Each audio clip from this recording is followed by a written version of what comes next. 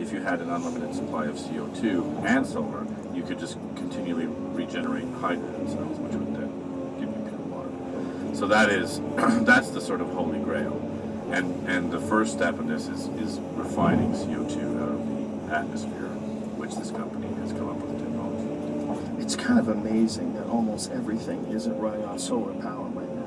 When you really stop and think about the idea that there's energy that comes down from the sky, you can harvest it, and it can power your fucking house. Like, that's pretty amazing, especially here in Southern California. I mean, that's an amazing feat. Well, what's interesting about that is they figure that if they did solar power farms in the Sahara, which, you know, a lot of those countries are in, then they could actually have renewable energy that would power all of Europe and all of sub-Saharan Africa. And those countries could make money, but by the way, you're not drilling, you're not destroying that, you're just putting up, you know, solar panels.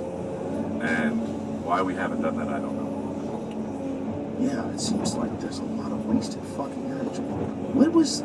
Do you know exactly what Tesla's idea was for distributing energy? He had some sort of crazy idea where he was going to broadcast it like radio waves. You got me, man. When Tesla first when he was working for Westinghouse, they funded this project, but I think their intentions were probably to use it as some sort of a crazy weapon. And his idea was that he was going to create energy that you could send out like a radio wave, everybody could tune into it. And Westinghouse hated it because it would be free. There would be no way to monitor it. All you'd have to do is have something to pull it out of the sky. You know, that everybody would have access to it. They wouldn't be able to regulate it and put it and shut it off and put it on, you know, pipelines, wires that are actually in the ground. It's really kind of a trip when you stop and think about that idea. Broadcasting energy. Like, how many different ideas were really good, but they got sacrificed at the altar of the almighty dollar in the name of fossil fuels, in the name of burning oil. I wonder how greedy those guys actually are, how much innovation they actually stop. Because you hear crazy things about these free energy people fucking vanishing, dudes who figured out how to run an engine on water. Well, where'd he go? He's fucking dead, you know? No, all you have to do is look at the light bulb. The first light bulb ever made still works today, right? Because the filament, right? They have the technology from when they invented it. You have the filament. It still works. It works forever. And then the light bulb company said, well, that doesn't help us because we have to, you know, have new light bulbs sold all the time. So they made a very thin, breakable filament that just breaks, and you have to buy a new light bulb. It breaks, and you have to buy a new light bulb. But since the beginning of the light bulb, you could have had light bulbs that you buy once and last forever. Fuckers. It is. It's such a douchey. They should charge more for the light bulb to last forever. Make a fucking permanent light bulb, bitch. You know how to do it. That's gross, man. That's something that Ting would never do.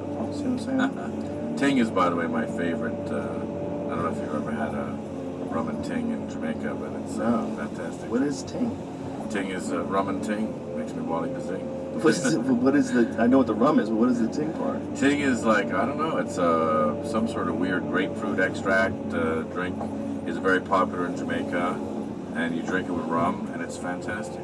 Dude, the first time I saw a video of you, I was first watching the Vice series, and you were hanging out with a bunch of lady boys in Thailand. Yeah. And this is. I was not drinking Ting then. You were having a good time. You're hanging out with all these lady boys, but I was like, what a good guy you must be, because you were so friendly to them. It was so warm, and like it was really a cool thing to see. Like, they really could tell there was no judgment from you, and you were actually just enjoying these people's company and hanging out with them.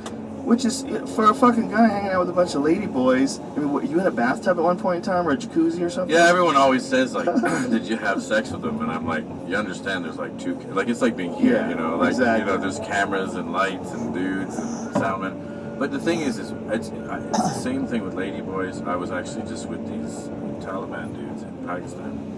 And they said to me, they kept saying to me, I understand that you're one of us. I understand that you understand us. I understand. Because you just go and you're just natural. You're just right with them. So it could be lady boys, it could be Taliban, it could be this guys, it could be child soldiers, it could be whatever. But if you're just real, if you're just yourself, if you're just super chill and you're not trying to be anything else, you know, then they sense that, and that's how you get the good interviews. That's how they say, hey, I want to show you something, I want to get, and that's how you get access that nobody else gets. isn't that sort of like the key to life? Yes. Just be a regular human being. Be a fucking human being, Yeah. and treat human beings the same way too. Treat them all the Lady same way. boys are the best of both worlds. Yeah. What do you want? You were but I remember thinking like, what, he must be like a really nice guy, like because the way you were handling it, I'm like, I think I'd be cool with them as long as no one, as long as no one got grabby. I think I'd be cool with it. You know. Well, what I liked about it, what I liked problem. about it was they had this huge ladyboy review, like where they got all dressed up as princesses and Snow White and shit. But underneath this sort of Snow White ladyboy fantasy land, there was a full-on firing range with machine guns and whatever weapons you wanted to fire.